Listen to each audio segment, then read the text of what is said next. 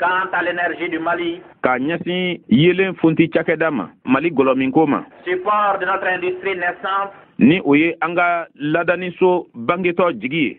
elle a dans son domaine su faire face au développement sans cesse croissant de la demande d'énergie. A ka bolofaraw kɔnɔna na a sera ka a ɲɛsin laɲiniw ma laɲini minnu ni dɔ bɛ fara o kan tuma bɛɛ lajɛlen na. Par rapport à 1959, Ka sanga san 1959 la la production d'énergie s'est accrue de 50%. yelen ko n'o ye gɔlɔminko ye dɔ nana ka na fara o kan 100 50. Celle de l'eau de 52%. Ji ta fan fɛ 100 52. Le chiffre d'affaires de 85%. U bɛ munumunu nafolo min cɛla baara kɔnɔna na 100 o kɛra 85 ye.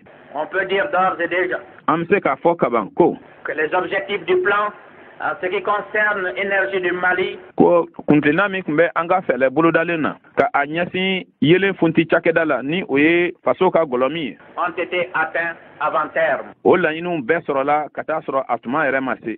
Enfin, K'a kun cɛ